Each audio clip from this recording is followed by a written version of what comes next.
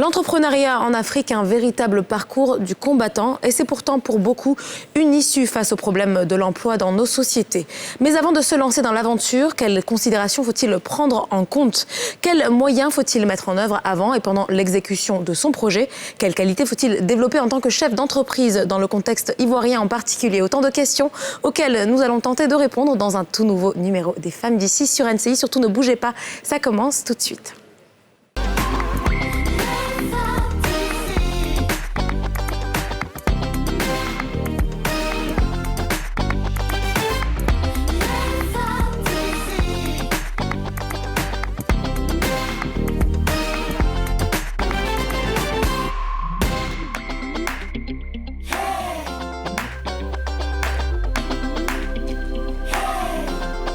Bonjour et bienvenue dans un tout nouveau numéro des Femmes d'ici sur NCI, votre rendez-vous 100% féminin et 100% franc-parler. Bonjour les filles, comment ça va? Salut Anan, Kadji, Ami, ça va? Ça va très bien. T'es toute belle en rose pâle comme ça. Ah, c'est gentil, merci.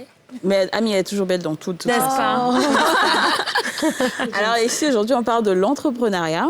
L'entrepreneuriat, aujourd'hui, tout le monde se lance dans l'entrepreneuriat. Et c'est à juste titre, d'ailleurs, parce que tu vas faire tes études jusqu'à un moment, là, il n'y a pas de travail. Donc, tu es obligé de te prendre en charge, tu es obligé de te dire, tu te lances dans l'entrepreneuriat. Mais on ne se lance pas comme ça dans l'entrepreneuriat parce qu'il y a trop de difficultés.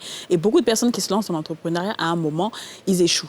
Peut-être, je ne sais pas, il y a tellement d'obstacles et tout. Alors, je ne sais pas, qu'est-ce que vous pensez des obstacles qui sont liés à l'entrepreneuriat?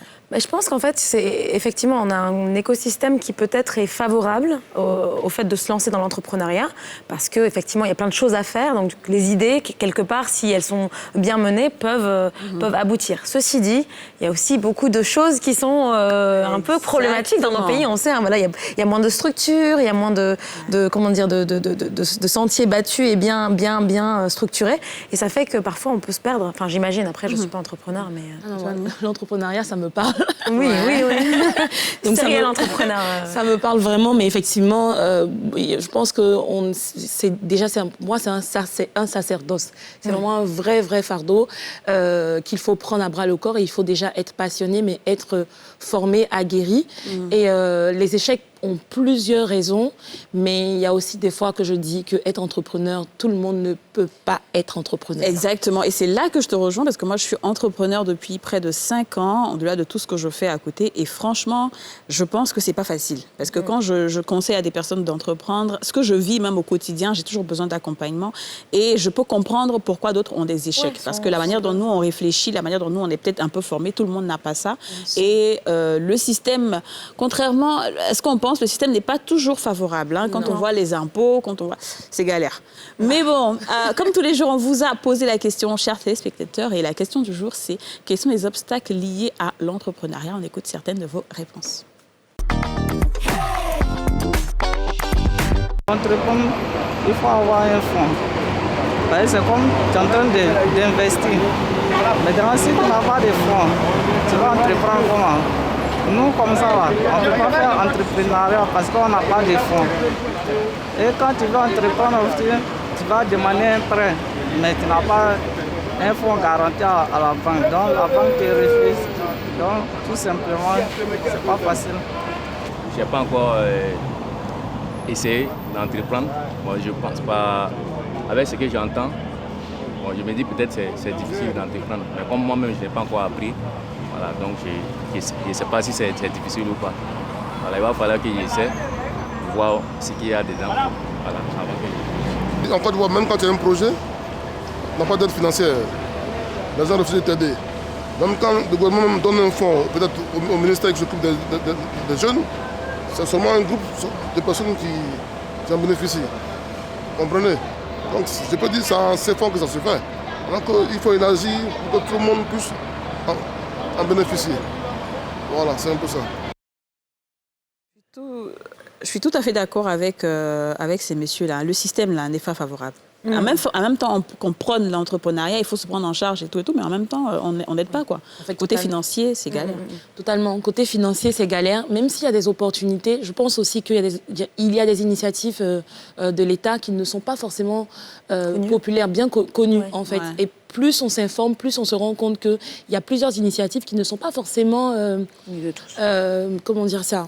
pour une catégorie de personnes. D'accord. Il faut vraiment faire attention à ça aussi en tant qu'entrepreneur. C'est vrai que quand on part avec l'idée que ce n'est pas pour nous, ou c'est pour une frange de la population, ou c'est pour des personnes qui ont des contacts, c'est un peu plus compliqué. Ouais. Donc il faut peut-être, enfin, je pense, se rapprocher des organismes en fait, qui sont concernés par le sujet de l'entrepreneuriat. Absolument. Donc moi je dis c'est kiff-kiff. Hein. C'est vrai que le système est compliqué, mais en même temps aussi, qu'il faut changer un peu Il y a des Entrepreneur, petites facilités qu'on ne connaît pas forcément. Voilà, c'est ça. En fait, je pense que tu n'as pas tort sur le fait qu'il faut peut-être aussi dépasser ses peurs dans une certaine mesure et puis aller chercher l'information parce qu'elle est accessible. Après, on avait déjà parlé d'entrepreneuriat hein, déjà dans les femmes d'ici il y a quelques semaines, mais on s'est dit que cette fois-ci, on allait quand même se concentrer sur le how-to, hein, donner quelque part les clés aux personnes qui seraient intéressées par l'entrepreneuriat. Et pour cela, justement, nous avons notre invité du jour qui attend de nous rejoindre en plateau. Il s'agit de Régis Hamon, qui est donc coach en entrepreneuriat et en marketing. Bonjour Régis. Bonjour Régis. Vous allez bien? Oui, très bien. Comment ça va? Ça va Oui, bien. vous êtes en forme? Ça va bien par la grâce de Dieu, ça va. Alors vous êtes coach en entrepreneuriat, en marketing aussi. C'est ça. C'est-à-dire que, enfin, vous allez m'expliquer peut-être un peu mieux, mais ce que vous faites, c'est assister les personnes qui veulent se lancer ou qui sont déjà entrepreneurs. Exactement. J'accompagne en fait Si par exemple vous voulez vous lancer dans l'entrepreneuriat, et généralement ceux qui viennent, ils ont peur de l'échec parce que la plupart du temps ils ont déjà essayé et puis finalement ils se disent bon, j'ai besoin d'un accompagnement, j'ai besoin d'un coach et en ce moment ils viennent vers nous. D'accord. Et quand on veut se lancer dans l'entrepreneuriat, par quoi on commence? Tout le monde part de l'aspect financier. Exactement. Et c'est ce qui une bloque. grosse erreur. C'est Ouais. une grosse erreur. C'est une grosse erreur de C'est une penser grosse ça. erreur de parler Très de grosse ça. erreur. Ah, d'accord. Alors, déjà, moi-même, j'ai été victime de justement toutes ces erreurs-là. J'ai créé 9 entreprises. Il y a 6 entreprises qui ont échoué. Wow. D'accord. Donc, je me considère comme un peu l'expert, le premier expert en échec en entrepreneuriat. Donc, déjà, au moins, s'il y a une chose que je peux au moins dire, c'est voici les portes d'entrée, les chemins, justement, pour échouer. Donc, la première des choses, c'est la formation. Avant de se lancer dans l'entrepreneuriat, c'est un métier. C'est un peu comme vous voulez être policier, vous ne pouvez pas aller embrasser le métier de la police sans une formation minimale. Parce qu'il y a des compétences techniques et puis des qualités requises pour être un très bon policier. Donc, c'est pareil pour l'entrepreneuriat. Il faut commencer par se former et acquérir au moins les 3 compétences techniques indispensables pour réussir en entrepreneuriat. Qui sont? Je vais les énumérer. La première, c'est la capacité à trouver les bons produits ou services qui vont se vendre. D'accord. Ça, c'est la première compétence à avoir. La deuxième, c'est la capacité à vendre et puis obtenir des clients, qui est vraiment le cœur, en fait, de l'entrepreneuriat. Et puis, la troisième compétence, la capacité de gérer. Gérer ces 3 ressources permanentes que sont le temps, l'argent et puis les ressources humaines. Voilà. Une fois qu'on a ces 3 compétences, on peut maintenant se lancer dans l'entrepreneuriat sans risque d'échouer. Mais en général, quand on dit qu'on veut se lancer dans l'entrepreneuriat, on dit que j'ai un projet. C'est-à-dire on a déjà l'idée du produit à vendre. Exactement. On sait exactement ça. Comment vous accompagnez justement une personne qui a déjà son projet, qui sait quoi vendre, qui connaît le produit et service à vendre, et on sait qu'avec le temps, des fois, le produit qu'on veut vendre, c'est pas celui qui... Voir le mieux. Voilà, qui marche le Exactement. mieux. Donc, comment vous accompagnez justement un entrepreneur qui veut se lancer? Se lancer. Alors, justement, c'est la première erreur qu'ils font. Ils pensent que le projet ou le produit qu'ils ont est un produit qui va se vendre. Ils en ont l'intime conviction, sans savoir, parce que je vous ai cité, la première compétence, c'était celle-là. Donc, il y a des critères pour auto-évaluer son projet et puis s'assurer que le produit qu'on va lancer, c'est ce produit-là qui va décoller. Parce que très souvent, on a des grosses désillusions. On se lance, on pense que bon, ça va cartonner. Et puis, on se lance et on se rend compte que bon, il n'y a aucun client qui vient. Donc, là, en ce moment, on se rend compte, mais qu'est-ce qui cloche? C'était la première compétence. Parfois, le produit peut être très bon, mais la personne n'a aucune compétence en vente. D'accord. Il ne sait pas obtenir les clients, il ne sait même pas comment démarcher et tout ça. Voilà. Donc, nous, on les accompagne dans ce processus-là pour qu'ils acquièrent, en fait, les 3 compétences que j'ai citées en début d'émission. Et puis là, il n'y a pas de problème dessus. Alors, toujours dans un peu une autre face de la question de Annie, on se dit que quand on se lance dans quelque chose, généralement, il faut se lancer dans une activité que tu aimes. Il faut être passionné par ce que tu veux. Et c'est ce qui est la clé de la réussite. Exactement. Mais si tu es passionné de quelque chose et puis tout le monde aussi fait la même chose, qu'est-ce que tu dois avoir de plus pour que ça marche? D'abord, ça, c'est encore une erreur. Il ne faut pas être passionné. Il faut pas être passionné? On n'a pas besoin d'être passionné pour être entrepreneur. D'accord. Voilà. L'entrepreneur, c'est quelqu'un qui est très pragmatique. Il trouve un produit ou un service qui est vendable et puis il le met sur le marché pour pouvoir gagner sa vie comme n'importe quel métier. Donc, la passion, ça aide pour pouvoir surmonter les obstacles de motivation et tout ça. Sinon, ce n'est pas nécessaire. Généralement, on entreprend dans des activités qui sont rentables. C'est ça qui doit être focus. Et puis maintenant, vos passions, vous pouvez les faire le week-end. Voilà, si vous voulez. Parce que votre passion n'est pas forcément ce qui sera rentable. Nous qui avons lancé les projets par passion, je te dis, c'est ça. Oui, mais voilà, c'est ça, voilà. Non, oui, mais totalement. Moi, je suis totalement d'accord avec vous sur la passion. La passion, c'est l'essence qui permet de tenir en cas d'épreuve. Mais le plus important, je pense qu'il y a beaucoup de gens qui ne comprennent pas que l'entrepreneuriat, c'est du business, c'est ça, vendre et gagner de l'argent. Je voulais même vous donner justement un exemple d'un pâtissier traiteur qui s'est lancé dans l'entrepreneuriat et par passion. Et ce qu'il aimait, c'était surtout la pâtisserie fine française. C'est ce qu'il aimait, vraiment, la culture française, la nourriture et tout ça. Les desserts comme ça. Voilà. C'était ça, c'était vraiment ça. Pour lui, il n'y avait rien d'autre que la pâtisserie fine française. Donc, il se lance et à Abidjan se développe une nouvelle tendance qu'on appelle le cake design, qui est américain. Ce sont des gâteaux hyper sucrés, mais qui sont bien sculptés et tout ça. Avec plein de designs, et on peut faire des gâteaux avec des voitures dessus. Je vois de quoi vous parlez. Son premier réflexe, c'est de dire jamais je vais vendre un tel gâteau parce que voilà, ça pousse les gens. Enfin, c'est pas un gâteau, quoi. C'est pas un gâteau. C'est pas un gâteau selon les critères français. Et petit à petit, je lui ai expliqué, je lui ai donné quelques exemples. Je lui ai dit justement, faut te focaliser sur ce qu'on va acheter. C'est ça. Parce que tu es un entrepreneur. Si tu veux, après, tu fais ta pâtisserie fine pour tes proches le dimanche, le samedi et tout ça. Et aujourd'hui, c'est le cake design qui est une de ses spécialités. Ça fait 95% de son chiffre d'affaires. Alors moi, j'ai envie de vous peut-être vous pousser un petit peu dans vos retranchements sur ce point que vous venez de soulever. Alors, vous avez sûrement raison. Mais est-ce que ça ne pousse pas finalement tout le monde à ne pas innover que de se dire, bon, je sais ce qui fonctionne, je sais ce que le marché aime, du coup, je vais suivre le marché et la tendance du marché plutôt que de dire, je vais imposer moi-même créer quelque chose de nouveau, et l'imposer.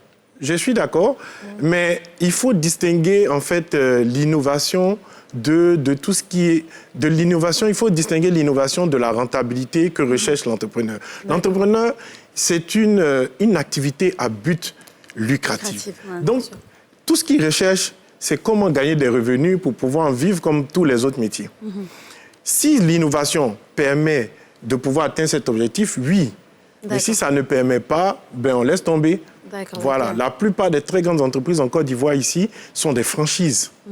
C'est pas forcément des entreprises innovantes. C'est pas des entreprises innovantes. Voilà. Donc, pour ne pas faire des publicités, mais vous les connaissez, ces très grandes entreprises. Alors, en Côte d'Ivoire, on a beaucoup de sortes d'entrepreneurs. On a beaucoup d'entrepreneurs qui sont dans l'informel. D'accord. Est-ce que vous pensez que, alors qu'ils veulent, eux aussi veulent entreprendre, est-ce que vous pensez que c'est l'ignorance, ils n'ont pas l'information, c'est-à-dire comment est-ce qu'ils doivent bien se formaliser, ou c'est juste le système qui ne facilite pas? Ce sont les deux. Ce sont les deux. C'est d'abord l'information. Il faut dire que l'entrepreneur, quand il réfléchit, il prend des décisions par rapport à sa clientèle. Donc, quand vous êtes dans l'informel et que vos clients ne vous demandent pas du tout des factures normalisées, il y a un certain nombre de critères qui ne vous demandent pas, vous ne pensez même pas à vous formaliser. Donc, vous pouvez fonctionner comme ça dans l'informel pendant un bon bout de temps. Maintenant, quand les clients, vous dites, j'ai besoin d'un fournisseur qui a un compte contribuable et tout ça, généralement, c'est comme ça que l'entrepreneur a envie de basculer dans le formel. Maintenant, le système aussi ne favorise pas. Il faut dire que pendant longtemps, on est resté dans un système fiscal traditionnel qui n'allait pas vers les citoyens, les contribuables. C'est depuis 10, 20, une vingtaine d'années que la communication de la Direction générale des impôts et tout ça commence à aller vers les contribuables. Donc, on a un peu des informations, mais c'est encore très timide. C'est encore timide. Moi, très timide. J'ai une question pratico-pratique, on va dire. Quand on veut créer son entreprise, parce qu'on veut entreprendre, donc c'est vendre un projet. Maintenant, formaliser, créer son entreprise, qu'est-ce qu'il faut faire? Parce que je vous avoue que c'est vrai que l'information est connue, mais c'est la première question que tout le monde se pose. Concrètement, c'est quoi les démarches à faire? Quel type de société, de société choisir, quel format ou type choisir en fonction justement de son activité. D'accord, OK. Alors, il faut savoir qu'en Côte d'Ivoire, l'État de Côte d'Ivoire a mis en place le guichet unique de la création des entreprises, donc au CPC. Oui. Donc, c'est votre porte d'entrée dès que vous voulez formaliser votre entreprise. Vous allez au CPC, en fonction des entreprises, du type d'entreprise que vous voulez créer, il y a la liste des éléments à fournir, le contrat de bail, etc., s'il y a des licences, si c'est une activité particulière. Donc, avec le CPC, vous avez toutes les informations pour pouvoir créer l'entreprise. Depuis le dépôt des dossiers jusqu'à la sortie de votre registre de commerce et puis de votre compte contribuable. Voilà. Okay. Donc, ça, c'est facile. Ils ont des guichets un peu... un peu partout, mais le guichet central est, je crois, au plateau. Voilà, toujours, ça n'a pas encore bougé. Au plateau, voilà, vous pouvez aller vous renseigner. Et il y a le site Internet aussi. Voilà, il y a un site Internet où c'est suffisamment bien renseigné. D'accord. Voilà. Les mêmes informations sont reprises aussi à la CGCI, c'est-à-dire le groupement du patronat de Côte d'Ivoire. Et le prix, pardon. Et le prix? Ben oui, parce que c'est ça aussi, le prix. Comme il y a des entreprises, il faut un capital, etc. À l'époque, en tout cas, il fallait forcément avoir ce capital, voir un notaire. Quelles sont les facilités aujourd'hui pour des jeunes qui ont dans la vingtaine, qui commencent, et qu'on parlait du problème d'argent pour commencer, qui veulent se formaliser? Est-ce que le CPC, justement, a des outils, a des facilités. Ou a des facilités, justement, pour ces... Oui, bien sûr, bien sûr. Le CPC, je crois, l'entreprise la plus petite, la taxe d'enregistrement la plus petite, c'est 25 000 francs. Donc, on peut créer une entreprise avec 25 000 francs. Maintenant, évidemment, en fonction de la taille de votre entreprise, ça va demander un peu plus de moyens. Mais ça, c'est plus du droit. Voilà, le CPC n'a pas agi vraiment sur ces éléments-là. Et j'ajoute même aussi, pour aider, c'est que pour le capital, tu n'as pas besoin maintenant d'envoyer le capital physique, argent. Tu peux envoyer des capitals en numéraire, voilà. Dire, par exemple, j'ai tel frigo qui coûte telle somme, j'ai telle voiture, j'ai tel... Et puis voilà, ça aide. Voilà. Aujourd'hui, ils sont beaucoup plus souples. Oui, beaucoup plus souples, beaucoup plus flexibles. Et en termes de processus administratif, est-ce qu'on peut parler de lourdeur ou pas? Est-ce que ça prend du temps Ça dépend du contexte. Voilà. Ça prend du temps. Avant, ça prenait énormément de temps. Mais aujourd'hui, c'est vrai qu'on ne peut pas dire que c'est parfait au CPC. Mais par rapport à quand il n'y avait pas de guichet unique, c'est vraiment le jour et la nuit. D'accord. C'est vraiment le jour et la nuit. Une amélioration. Une amélioration très, très nette. Parce qu'avant, sans le guichet unique, vous allez chez tous pas dire les opérateurs, mais toutes les personnes, les experts qui sont dans le processus de création. Le notaire, etc. Voilà, le notaire, etc. Voilà, au tribunal pour avoir le registre de commerce. Vous allez aux impôts pour aller faire votre déclaration fiscale d'existence, ainsi de suite, ainsi de suite. Alors que là, ils sont tous réunis et puis voilà, au guichet unique. Et puis vous déposez tous les documents et ils font passer dans les différents processus, et puis à la fin, on vous appelle, venez chercher votre... Dans les meilleurs des cas, ça prend combien de temps? Et dans les pires des cas, ça prend... Dans les meilleurs des cas, 48 heures. Oui, c'est ça. Ah oui, ça peut arriver. Les chronos, j'ai déjà expérimenté. Moi aussi, c'est 48 heures. Une de mes entreprises était dans l'informel. Oui. Et j'avais eu un gros marché avec une multinationale à l'époque. Et je ne voulais pas dire que mon entreprise n'existait pas. Donc, ils m'ont fait un chèque au nom de ma future entreprise qui n'était pas encore créée. Donc, je récupère le chèque, je cours, je vais au CPC, je remplis toutes les formalités. Donc, je vais sur le net, donc je prends les informations sur le net. C'est plus facile. Je remplis toutes les formalités. Je dépose au guichet du CPC. Le lendemain, à 15h, on m'appelle pour me dire que mon entreprise est créée. Moi, j'ai créé pour moi pareillement. 48 heures, une mauvaise expérience. 48 heures. Toi, c'était pas ton cas? Oui, je sais pas. Ça a pris trop de temps? Oui, 2-3 semaines. En fait, souvent, le CPC est fermé. Je sais que la semaine passée, le CPC était fermé pendant 2 semaines ou quoi. Donc, quand c'est comme ça, il n'y a plus rien qui bouge. Ouais, ça peut arriver. Ça peut arriver pour diverses raisons. Exactement. Déjà, vous-même, quand vous allez faire les démarches, il faut prendre la peine de remplir selon les critères qui ont été définis. Parfois, une petite erreur, la plupart du temps, dans nos administrations, les gens ne savent pas gérer les erreurs, les anomalies. Voilà, parce qu'ils n'ont pas de responsabilité en tant qu'agent de pouvoir passer outre la procédure. Donc, on vous rejette votre dossier. Ou bien l'agent qui reçoit dit, bon, voilà, il y a un S qui manque ici. Qu'est-ce que je fais? Et on ne contacte pas la personne? On ne vous contacte pas. D'accord. Parce qu'il y a des milliers de demandeurs et tout ça. Donc, généralement, l'agent administratif va remettre à son supérieur, qui remet encore un autre supérieur. Le dossier, avant qu'il revienne, ça peut vous mettre 2 semaines, même 1 mois.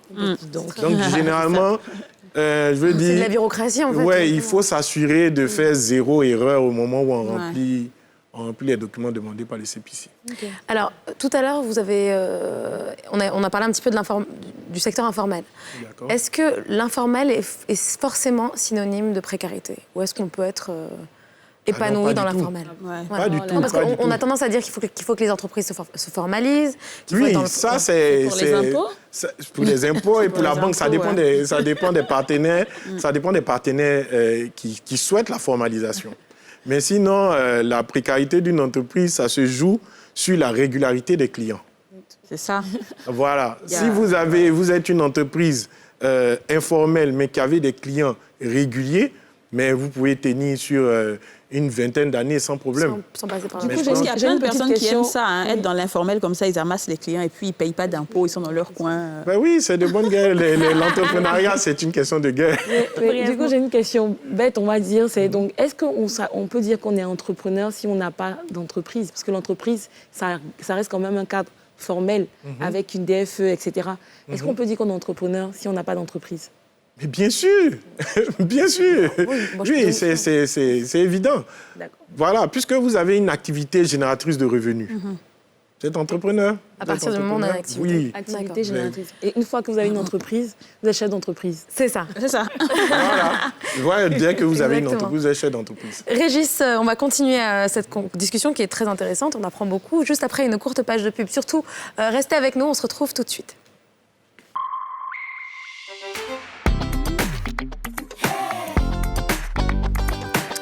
Bienvenue à vous, si vous nous rejoignez, vous êtes sur NCI dans votre émission préférée Les femmes d'ici et aujourd'hui on parle de l'entrepreneuriat. Nous sommes avec le coach en entrepreneuriat Régis Hamon et juste avant de partir en pub, on a parlé de comment se lancer dans l'entrepreneuriat, le système en lui-même et tout. Et moi je vais revenir un peu sur le système parce que je pense qu'il y a peut-être des informations que les entrepreneurs ne savent pas. Et c'est ce qui fait qu'il y a beaucoup d'entreprises qui échouent, peut-être. Exactement. Est-ce qu'il y a des entreprises où il y a des organisations, il y a des institutions aujourd'hui en Côte d'Ivoire qui aident les entrepreneurs? Je ne parle même pas du côté enregistrement d'entreprise, ça c'est la moindre des choses. Mais gens qui les accompagnent, qui les aident financièrement à se maintenir, quoi. Oui. Alors, bon, d'abord, il faut se remettre dans le contexte en Côte d'Ivoire. L'entrepreneuriat, c'est nouveau pour tout le monde. C'est nouveau pour l'État, c'est nouveau pour les habitants. Voilà, parce que, contrairement à des pays comme les États-Unis où tu as maximum 1% de la population qui est à la fonction publique, ici, c'est le contraire. Ici, c'est l'État qui est le premier employeur. Donc, vos parents, vos proches, vous avez 15% de chances qu'ils soient eux-mêmes des salariés, fonctionnaires et tout ça. Donc, déjà à ce niveau-là, au niveau cellulaire, familial, vous n'avez même pas d'encadrement de base. Donc, c'est déjà cet écosystème-là qui vous, on va dire, à la limite, vous défavorise. Maintenant, l'État aussi, depuis une vingtaine d'années, l'État met en avant l'entrepreneuriat. Donc, l'État a mis en place des structures qui, aujourd'hui, l'aboutissement actuel, c'est l'agence emploi jeune. Donc, si vous avez un projet, vous allez à l'agence emploi jeune et puis on vous accompagne. on vous fait rentrer dans une sorte d'incubateur, on vous forme et puis on vous appuie par une garantie auprès des banques pour que on puisse vous financer. Quand vous dites que ça se fait, c'est quoi la proportion de jeunes qui se présentent à l'agence emploi jeunes et qui se retrouvent accompagnés par l'institution? Là, je n'ai pas des chiffres. J'ai assisté l'année dernière à la Journée internationale de l'entrepreneuriat féminin et je peux assurer qu'on a plus de 200, près de 500 femmes, ça dépend. Et vraiment, c'est dans les secteurs divers, dans l'agriculture, dans le commerce, etc. Il y a un vrai accompagnement. D'accord, ok. Donc c'est très... En tout cas, moi, j'ai vu pour des femmes. Après, mais ils accompagnent d'autres types des hommes aussi. Et il y a un vrai travail de formation, de coaching qui est fait, justement, avec ces entrepreneurs-là pour éclore. C'est ça. Justement, j'allais en venir. Après l'État, il y a des institutions privées. D'accord. Donc les fondations, on ne peut pas faire de publicité, mais il y a des fondations de structures privées qui font. Mais généralement, l'encadrement est, on va dire, encadré en griffe par leur domaine d'activité. Donc, c'est une société de téléphonie cellulaire, ils auront tendance à soutenir les projets innovants dans la téléphonie. Voilà, dans les télécoms. Ainsi de suite. Voilà, donc il y a ces organisations qui existent. Il y a les organisations internationales comme le PNUD, comme un certain nombre d'organisations qui accompagnent les jeunes avec des programmes, mais c'est nouveau. Il y a des initiatives aussi. Pardon, il y a des initiatives, il y a des associations qui s'occupent de ça.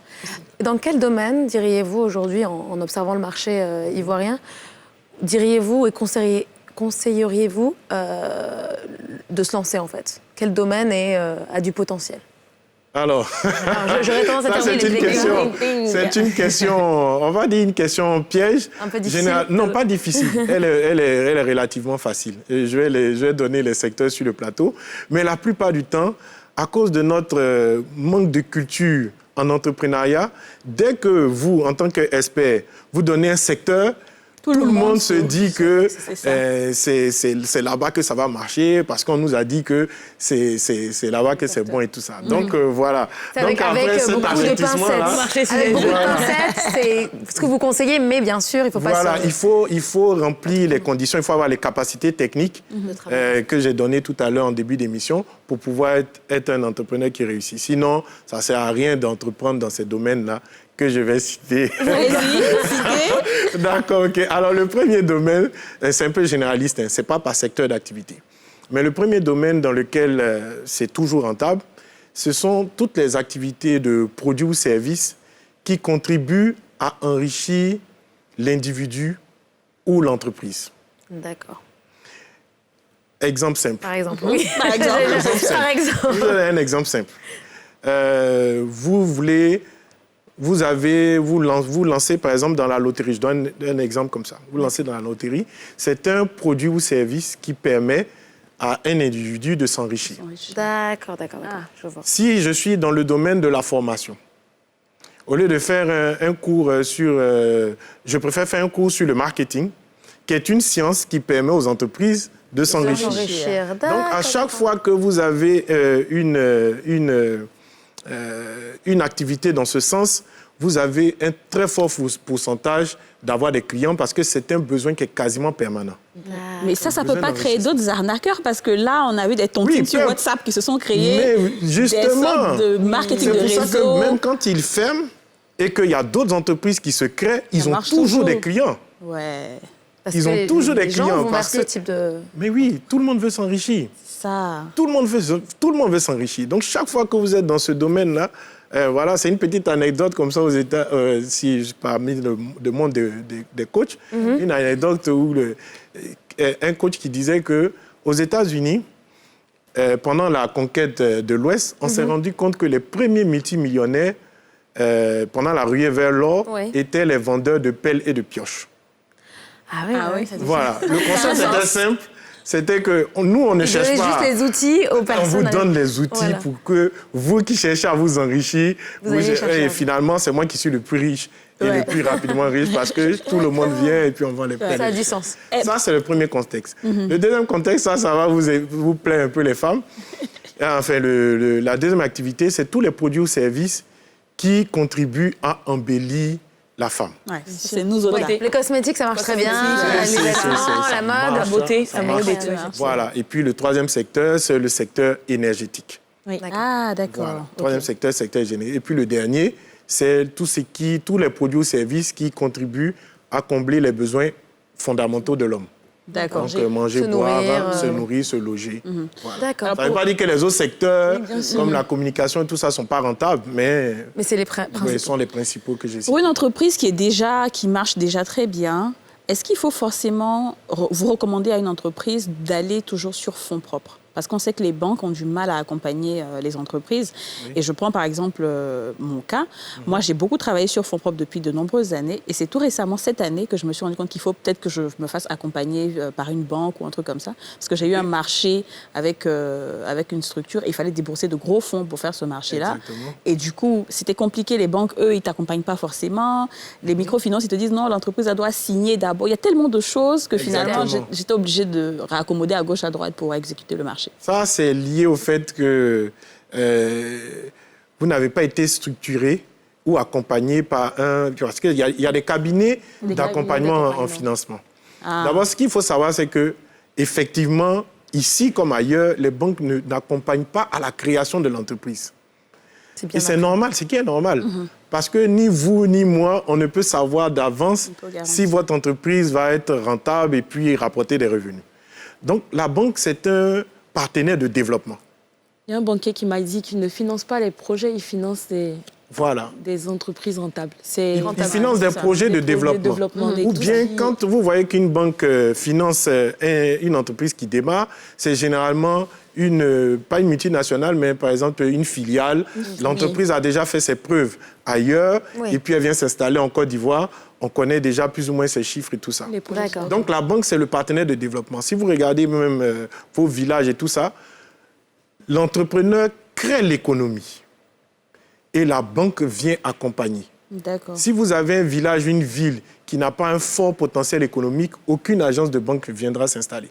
Mais si vous voyez que la ville, si le potentiel est là, la ville a déjà une activité économique dense, vous voyez une première agence qui vient s'installer, une deuxième et une troisième. C'est exactement ça. Voilà, donc la banque n'accompagne pas. La banque n'accompagne pas.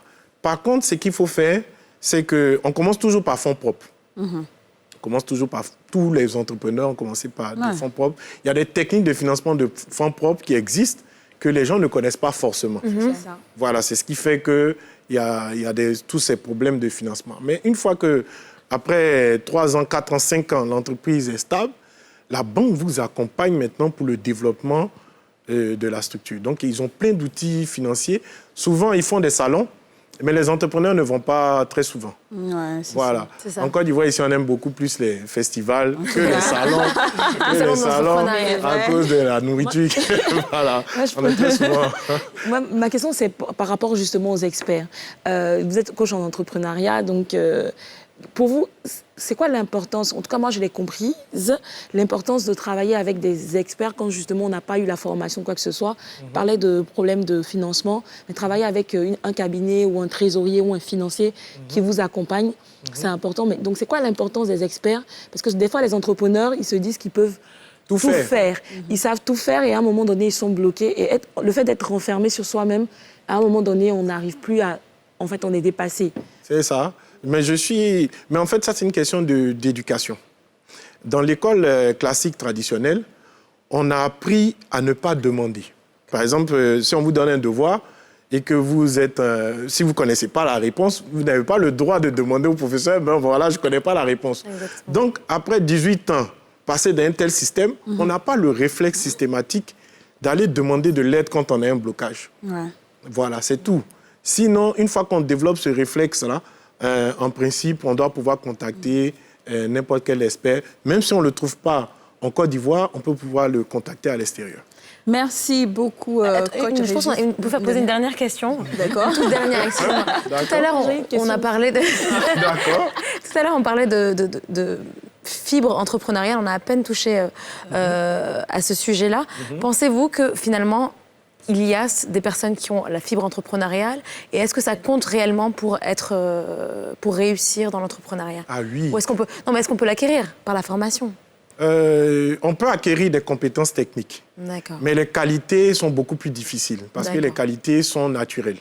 D'accord. Voilà. Par exemple, la persévérance, l'autodiscipline, ça, ce sont la ponctualité. Ce sont des qualités qu'il faut avoir pour être un entrepreneur qui a du succès. Voilà. On peut l'acquérir, mais ça prend du temps. Quelqu'un qui a déjà l'habitude d'être tout le temps en retard, vous voyez que c'est difficile. Même avec des coachs, ça prend du temps pour qu'ils reviennent avec de bonnes habitudes. Alors, on va aller rapidement avec la dernière question de Ami. Non, mais moi, c'est une question pour le fun. Partir, j'ai commencé mon entreprise avec 0 francs. Vous pensez quoi de cette phrase? Eh bien, C'est vrai. Les gens disent beaucoup. Ou 50 francs. Voilà. Je suis d'accord avec cette phrase. On peut partir de 0 francs, mais on ne peut pas bâtir une entreprise sans ressources. C'est différent. D'accord. Parfait. Voilà. Merci beaucoup, coach Régis. C'est sûr qu'on a vraiment appris, hein, surtout nous. On va essayer de mieux se former, on va essayer de mieux avoir les informations. Surtout nous, les entrepreneurs. Là. Parce qu'au début, tu te lances, tu penses que tu as tout, tu connais tout, mais à un moment, tu es bloqué, c'est ça. Exactement. Merci beaucoup, coach. C'était un plaisir d'être avec vous. Mesdames et messieurs, vous ne partez pas, l'émission continue tout juste après la pub.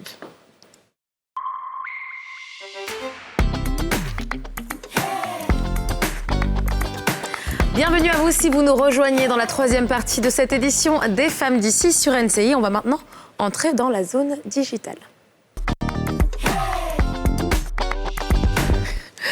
Comment vous me regardez tout de suite? On attend, ce que tu nous réserves, on t'attend. Oui. Ok. Alors, entrepreneuriat, donc forcément, sujet qui me parle. Et en fait, un des défis des entrepreneurs, quand ils se sont lancés, ils ont un nouveau projet, ben, c'est communiquer. Parce qu'il faut savoir vendre son produit, etc. Mais il faut que les gens le voient. Je pense que le coach sera d'accord avec moi. Donc aujourd'hui, avec le digital, vraiment, la communication digitale est devenue essentielle en fait, dans les plans et dans la stratégie des entreprises. Et quand on est une petite entreprise, quand on commence, ça peut être compliqué. Donc, la première chose à savoir pour communiquer sur le digital, c'est de définir à qui on parle et à qui on veut vendre. Donc, une fois que vous savez à qui vous parlez, à qui vous voulez vendre, vous pouvez ensuite commencer à déployer une stratégie. Donc, on définit à qui on parle, on appelle ça le persona. C'est comme un portrait robot de la personne idéale à qui vous voulez vendre votre produit. Qu'est-ce qu'il mange, de son où client, il est, voilà, de son client. Où il est, où il habite, ses habitudes de vie, il a une voiture, il n'a pas une voiture, il ou elle, est-ce que c'est une femme, est-ce que c'est un homme? Définir précisément, en fait, cette personne, même limite lui donner un prénom, permet justement de savoir qu'est-ce qu'on va lui vendre et comment on va lui parler. Et aussi, ça va permettre après, quand on va faire les boosts sur Facebook et tout, de bien choisir, en fait, les critères de sélection. Donc, une fois qu'on a défini son persona, on doit avoir une stratégie de contenu. Il y a une stratégie communication globale, ça c'est vrai. Ça, en général, enfin même pas en général, vaut mieux confier cette stratégie à une agence spécialisée ou à un expert. Mais quand on ne peut pas et qu'on n'a pas les moyens, avoir une stratégie de contenu, c'est-à-dire savoir qu'est-ce que je mets comme photo, visuel, vidéo sur les réseaux sociaux est très important. Il y a des outils, on en a parlé déjà, j'en ai parlé de Canva, Mojo, qui permettent d'avoir des vidéos sympathiques, des visuels sympathiques.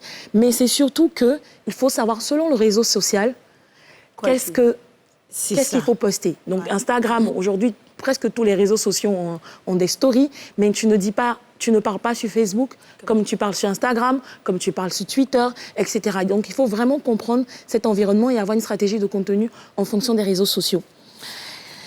L'autre chose, il faut penser à avoir une base de données.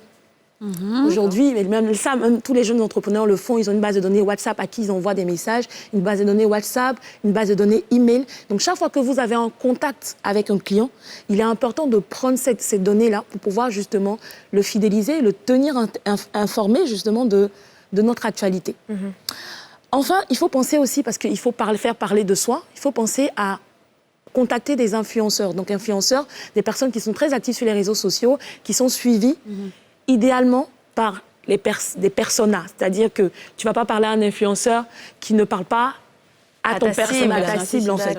Donc, vous pouvez contacter, soit vous avez les moyens de payer l'influenceur qui va parler de votre produit. Si vous n'avez pas les moyens, vous essayez le test, vous envoyez les produits, vous le contactez, vous lui demandez s'il veut bien tester et vous laissez la liberté à l'entrepreneur de tester le produit et d'en parler. Tu veux dire au persona? Oui, à l'influenceur.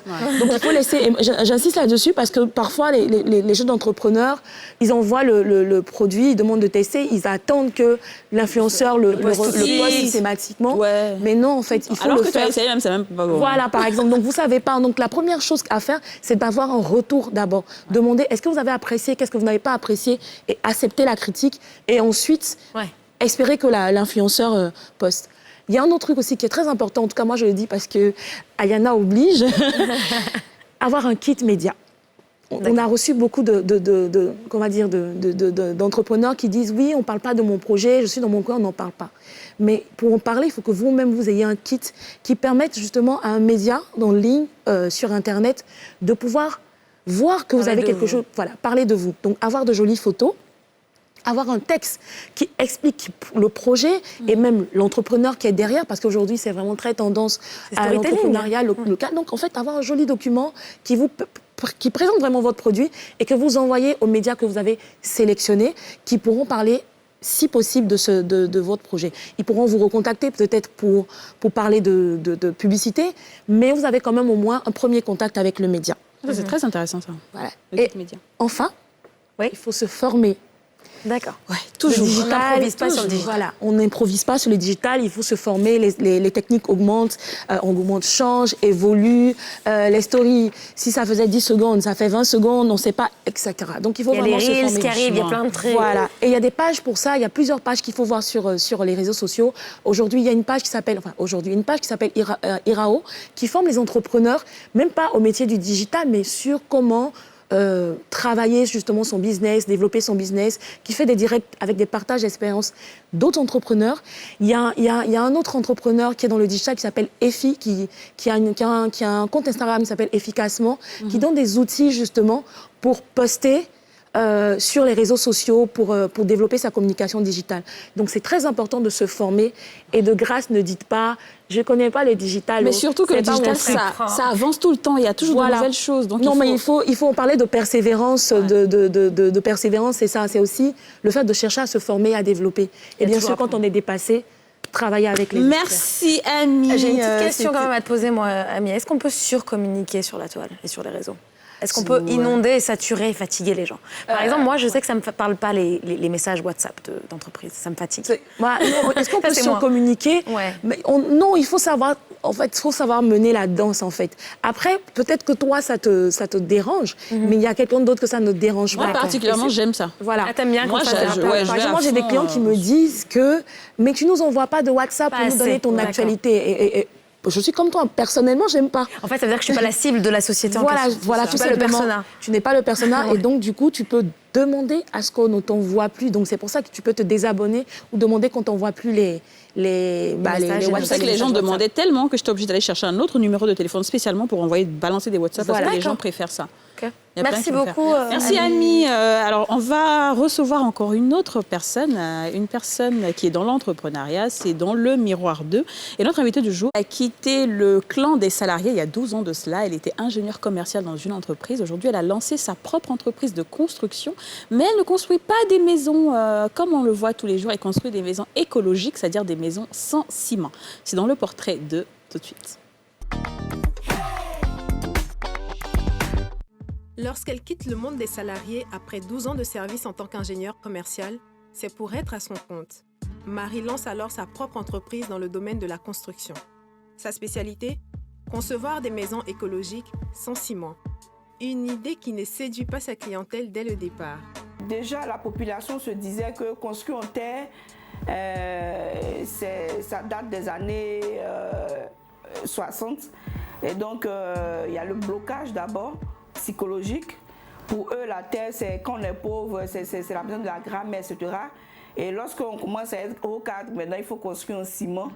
Et donc, c'était quand même difficile de faire comprendre à l'Ivoirien que c'est ce qu'il faut pour lui parce que déjà, c'est bon pour sa santé. C'est écologique, c'est respectueux de la nature parce qu'aujourd'hui, on lutte pour justement imposer tout ce qui est développement durable.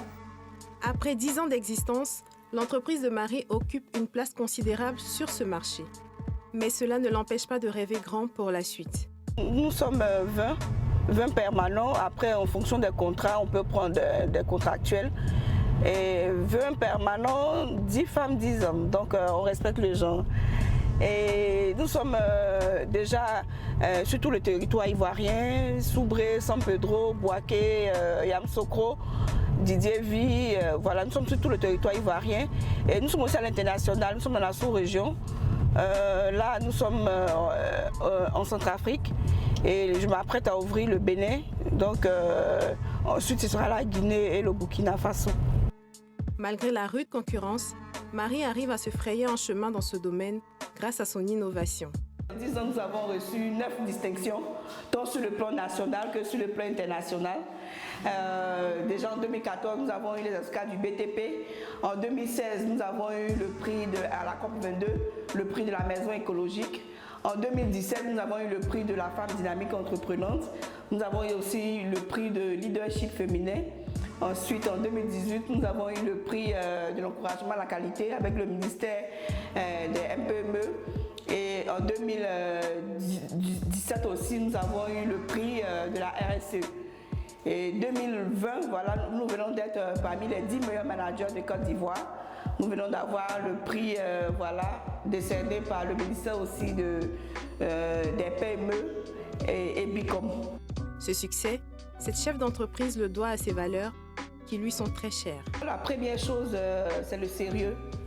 Voilà, tous les clients qui me confient leur argent, je leur donne la maison, déjà les clés. Je mets beaucoup de rigueur dans ce que je fais, beaucoup de sérieux. Et puis l'autre avantage aussi pour moi qui me fait avancer, c'est que j'aime oser. Je sais ce que je veux, j'aime ce que je fais. Et puis je propose vraiment des matériaux qui sont innovants et adaptés à l'Afrique, adaptés à la population africaine. Bonjour Marie, comment ça va? Bonjour. Vous allez bien? Oui, je vais très bien. Écoutez, on vous a vu vraiment bardé de trophées et de awards, tout ce que vous voulez depuis que vous avez commencé depuis quelques années. C'est que ça marche bien en fait, finalement. Oui, ça marche bien. Oui, je veux dire. C'est rare d'entendre un entrepreneur dire ça. Alors, ce que j'ai envie de vous poser comme question pour commencer, c'est est-ce que vous pensez qu'aujourd'hui, la clientèle, peut-être le marché ivoirien et africain comprend l'utilité de ce que vous proposez, c'est-à-dire des maisons écolo, sans ciment? Je pense qu'il y a déjà une cible qui comprend très bien.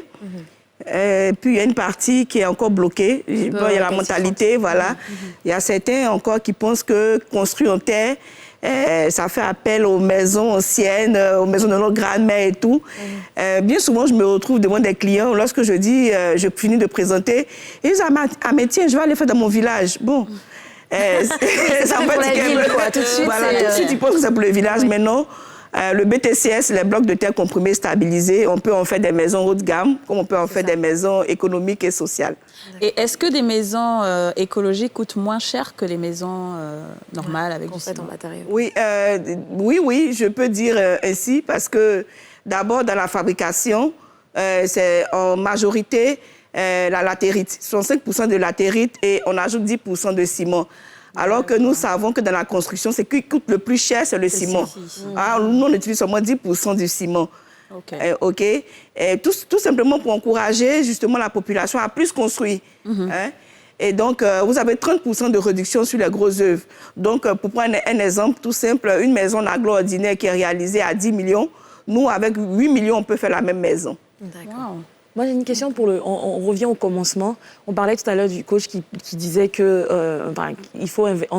idéalement, il faut investir dans faire son projet dans des secteurs qui peuvent être porteurs. Comment, il y a 12 ans, vous vous dites que ça peut être porteur de faire des maisons écologiques? Pour moi, je me suis dit cela déjà parce que de plus en plus, nous luttons contre le réchauffement climatique. Et donc, forcément, au fur et à mesure, nous allons choisir tout ce qui est écologique, tout ce qui est bio. Donc, déjà ça. Et puis, la population grandissante, il y a le problème vraiment de logement. Donc, de toute façon, on aura besoin de logement. Parce qu'il y a toujours des naissances, etc. Donc, je me dis, voilà, ce secteur-là, il est porteur. Et vous, vous êtes formé dans le bâtiment ou bien vous Oui, juste... oui, à l'origine, je suis ingénieur commercial et ensuite, comme c'est une spécialité, je me suis formée dans le BTCS, les blocs de terre comprimés et stabilisés. Comment ça a évolué? C'est quoi votre trajectoire exactement? On imagine qu'au début, c'était un peu plus difficile. Maintenant, vous avez un an où vous commencez à à prendre de l'ampleur et à ouvrir de nouveaux bureaux dans d'autres pays de la sous-région. C'est ça. Comment ça s'est fait, cette progression vers le haut? Bon, moi, déjà, j'ai cette idée-là. Partir de rien pour devenir quelqu'un, c'est d'ailleurs le slogan de notre plateforme, les femmes dynamiques et entreprenantes. Et donc, pour moi, c'est vraiment important de pouvoir commencer petit. Donc, quand j'ai commencé, effectivement, je croyais à la chose, mais je n'avais pas déjà les premières machines, etc. C'est au fur et à mesure, les premiers clients qui passaient les commandes que j'ai dû économiser. Mais je travaillais en sous-traitance avec certains qui avaient déjà commencé. Et après, je me suis fait de la place, j'ai acheté mes machines, etc. Et j'ai continué à investir dans ce secteur-là. Et à faire aussi de la promotion. J'ai participé à plusieurs salons. Oui. Et puis, voilà, lorsqu'on parle de bâtiment quelque part, je suis présente, j'explique, je rencontre des clients. Moi-même, je suis à l'origine ingénieur commercial, donc vendre pour moi, c'est une passion. Voilà, donc j'explique vraiment ce qu'il faut et je le dis. Et puis, c'est vraiment le besoin, ça résout vraiment le besoin de logement. Vraiment en Afrique. Ouais. Parce que ce type de logement, il ne fait pas chaud d'abord. Donc, bonne régulation thermique. Et ensuite, le coût, 30% de réduction sur les grosses œuvres, on vient d'en parler. Oui. Et anti-balistique, les balles ne peuvent pas traverser ce type de maison. Oui, ça, je sais pas. On est en Afrique. On sait jamais avec nos problèmes d'instabilité. C'est vraiment des maisons pour l'Afrique. Peut-être une dernière chose, parce qu'il ne nous reste plus beaucoup de temps. Dites-nous, c'est quoi vos projets pour l'avenir? Alors, à part prendre de la place peut-être dans le reste du continent, comment vous voyez mon projet, c'est de faire une promotion immobilière. Ouais. Parce que beaucoup de personnes, même les gens de la diaspora, ils veulent revenir, les Ivoiriens même, mais ils ne peuvent pas payer aujourd'hui des maisons de 50 millions, de 100 millions, comme ce qu'on leur propose. Moi, aujourd'hui, je veux toucher toute cette cible-là. Des fonctionnaires, des gens qui ont de petits salaires, 200 000, 300 000, faire des maisons de 12 millions, de 15 millions, moins de 20 millions. Et je veux être encourageuse, je veux vraiment avoir des investisseurs qui sont prêts à investir. Il s'agit de faire des maisons, un peu comme ce qu'on avait fait dans le temps, faire des maisons et puis après prélever sur 5 ans, sur 10 ans, sur 15 ans, voilà, aux différentes personnes. C'est possible. Ouais. Si nous avons des investisseurs ou c'est une volonté, si on décide de vouloir le faire, je pense qu'il y a une bonne clientèle. Donc il faut juste avoir un terrain et vous venez, vous construisez dessus. C'est ça. D'accord. C'est ça. Maintenant, c'est ce que je fais jusqu'à présent. Okay. Les clients qui ont des terrains, ils viennent vers moi, je leur propose un plan et puis j'exécute. Mais maintenant, je veux avoir le terrain, n'est-ce pas? Et puis proposer les maisons là-dessus. Donc, la personne qui vient, c'est clé en main, terrain et maison. Ouais. C'est mon objectif. C'est un très bel objectif. Merci beaucoup à vous, Marie, d'avoir été avec nous et de nous avoir présenté votre beau projet et votre belle entreprise. Et surtout, vous, ne bougez pas, car l'émission continue. On se retrouve juste après une courte page de pub pour la dernière partie des Femmes d'ici. À tout de suite.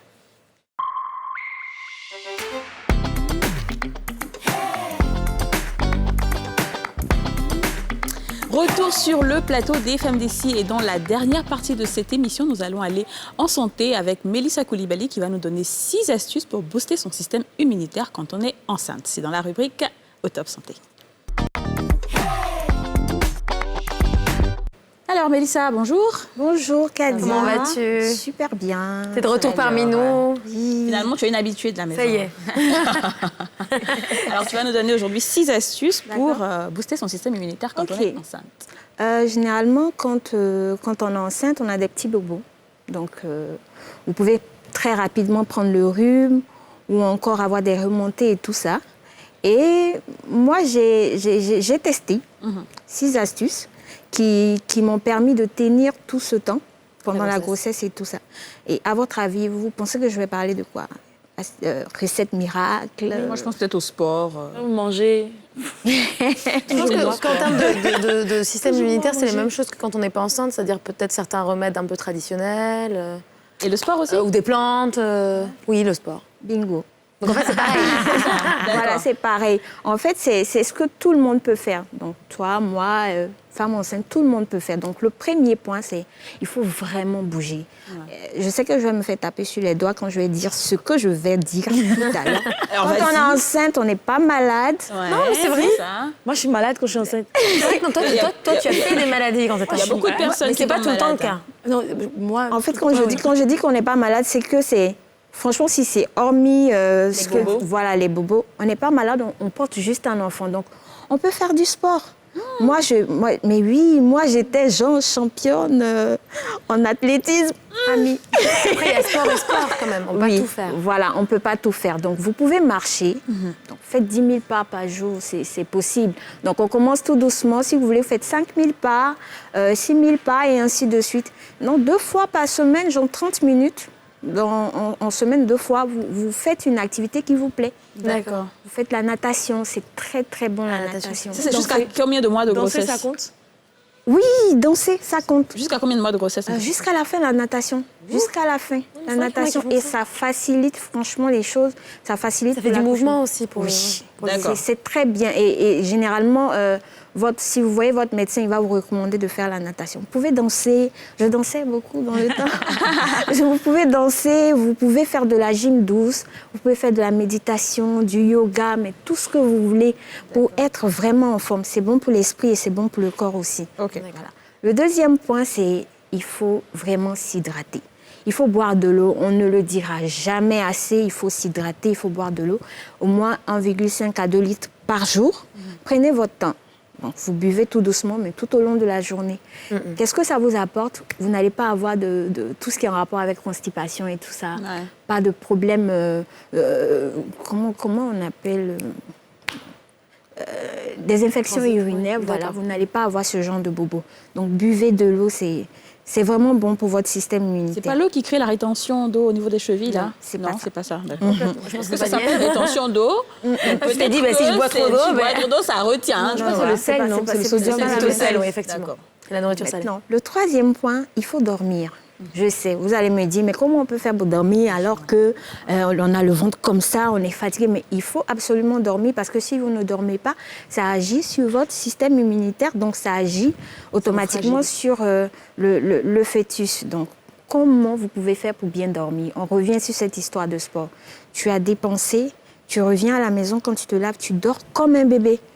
Mais vraiment, tu dors comme un bébé. Au-delà de ça, si vous avez les moyens, mais changez votre matelas, prenez un XXL, je dis n'importe quoi, très super, méga moelleux, voilà, sur lequel vous pouvez dormir. Achetez, il n'y a pas les coussins comme ça, là? Tous les coussins que vous pouvez.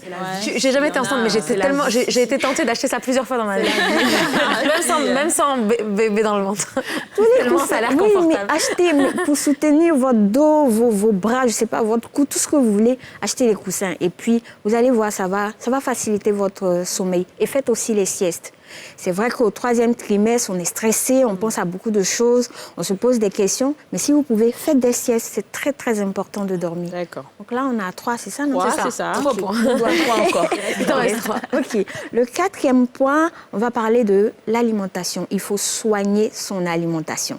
Généralement, les mamans disent quand tu es enceinte, il faut que tu manges bien. Il faut que tu manges parce que tu as quelqu'un dans le ventre et tout ça. Non, il faut bien manger.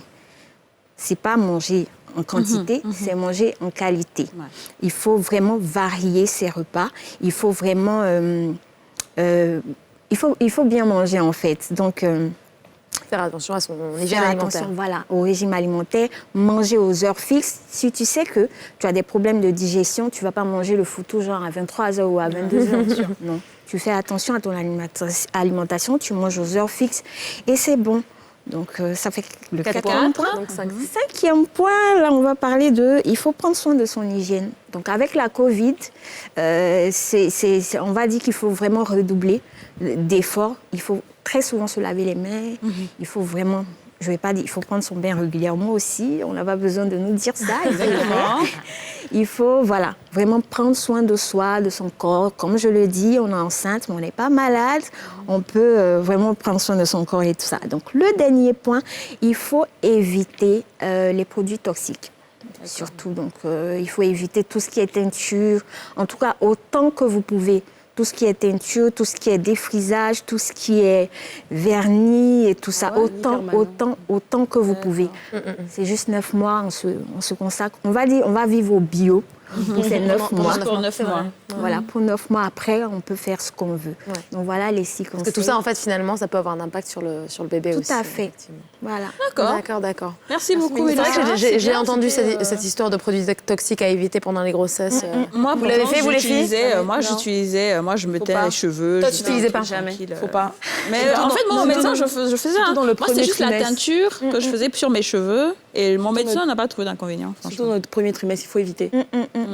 Après, écoute, merci beaucoup. Je pense que... Je sais pas.